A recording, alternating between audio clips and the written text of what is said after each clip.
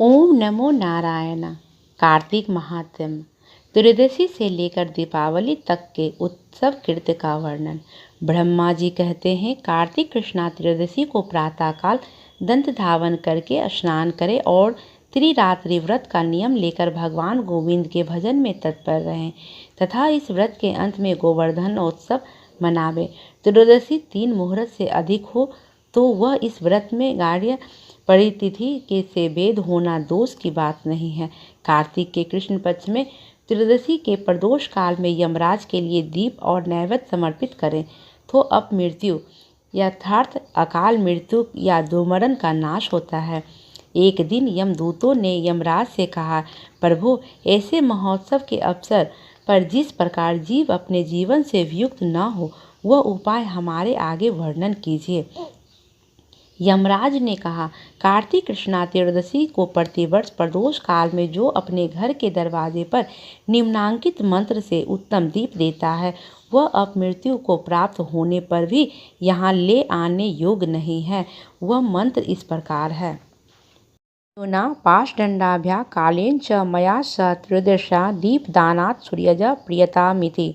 त्रयोदशी को दीपदान करने से मृत्यु, पास, दंड, काल और लक्ष्मी के साथ सूर्य नंदन यम प्रसन्न हो। इस मंत्र से जो अपने द्वार पर उत्सव में दीपदान करता है उसे अपमृत्यु का भय नहीं होता। दीपावली के पहले की चतुर्दशी को तेल मात्र में लक्ष्मी और जल मार्ग में गंगा निवास करती है। जो उस दिन प्रातः काल स्नान करता है वह यमलोक नहीं देखता। नरक भय का नाश करने के लिए स्नान के बीच में अपमार्ग को मस्तक पर घुमावे। 3 बार मंत्र पढ़कर 3 ही बार घुमाना चाहिए। मंत्र इस प्रकार हैं। सीतालोष्ट समायुक्त संकट कदा लवंत ह पापमार्ग भाम्यमान पुनः पुनः। जोते हुए खेत के ढेले से युक्त और कंटक विशिष्ट पत्तों से सुशोभित अपमार्ग तुम बार बार घुमाए जाने पर मेरे पापों को हर लो। ऐसा कहकर अपने सिर पर अपमार्ग घुमावे। स्नान करके भींगे वस्त्र से मृत्यु के पुत्र रूप 2 कुत्तों को दीपदान दे। उस समय यह मंत्र पढ़े। सुनको श्याम स्वलो भातरो यम सेवको तुष्टो स्यात चतुर्दश्याम दीपदानेन मृत्युजो। काले और चितकबरे रंग के 2 श्वान जो मृत्यु के पुत्र यमराज के सेवक तथा परस्पर भाई हैं, चतुर्दशी को दीपदान करने से मुझ पर प्रसन्न हो। फिर स्थानांतरित तर्पण करने के पश्चात 14 यमों को तर्पण करें जिनके मंत्र इस प्रकार हैं। यमाय धर्मराजाय मृत्यवे चांतकाय च वैवास्तवाय कालाय सर्वभूताक्षाय च औदुम्बराय दधनाय नीलाय परमेष्ठिने वृकोदराय चित्राय चित्रगुप्ताय ते नमः। ये 14 नाम मंत्र हैं। इनमें से प्रत्येक के अंत में नमः पद जोड़कर बोले और एक एक मंत्र को 3-3 बार कहकर तेल मिश्रित जल की 3-3 अंजलियां दें।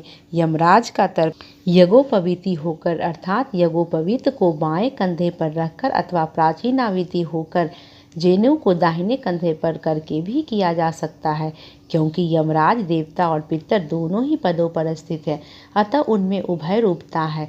जिनके पिता जीवित हो वह भी यम और भीष्म के लिए तर्पण कर सकता है। कार्तिक कृष्णा चतुर्दशी को यदि अमावस्या भी हो तो और उसमें स्वाति नक्षत्र का योग हो तो उसी दिन दीपावली होती है। उस दिन से आरंभ करके 3 दिनों तक दीपोत्सव करना चाहिए, क्योंकि एक समय राजा बलि ने भगवान से यह वर मांगा था कि मैंने चंद्र से वामन रूप धारण करने वाले आपको भूमि दी है और आपने उसे 3 दिनों में 3 पगों द्वारा नाप लिया है। अतः आज से लेकर 3 दिनों तक प्रतिवर्ष पृथ्वी पर मेरा राज्य रहे। उस समय जो मनुष्य पृथ्वी पर दीपदान करे उनके घर में आपकी पत्नी लक्ष्मी स्थिर भाव से निवास करे। दैत्यराज बलि को भगवान चतुर्दशी से लेकर 3 दिनों तक का राज्य दिया है, इसलिए इन 3 दिनों में यहाँ सर्वथा महोत्सव करना चाहिए। चतुर्दशी की रात्रि में देवी महारात्रि का प्रादुर्भाव हुआ है, अतः शक्ति पूजा परायण पुरुषों का चतुर्दशी का उत्सव अवश्य करना चाहिए। भगवान सूर्य के तुला राशि में स्थित होने पर चतुर्दशी और अमावस्या की संध्या में के समय मनुष्य हाथ में उल्का लेकर पितरों को मार्ग प्रदर्शन करावे। कार्तिक मास में चतुर्दशी आदि 3 तिथियां दीपदान आदि के कार्यों में ग्रहण करने योग्य है। यदि ये 3 तिथियां संगम काल में पहले ही समाप्त हो जाती है तो दीपदान आदि के कार्यों में इन्हें पूर्व तिथि से युक्त ही ग्रहण करना चाहिए। तदंतर अमावस्या के प्रातःकाल स्नान करके भक्ति पूर्वक देवताओं और पितरों की पूजा और उन्हें प्रणाम करें। फिर दही दूध तथा घी आदि से पावन श्राद्ध करें। इस दिन बालकों और रोगियों के सिवा और किसी भी को दिन में भोजन नहीं करना चाहिए। प्रदोष के समय कल्याणमयी लक्ष्मी देवी का पूजन करें।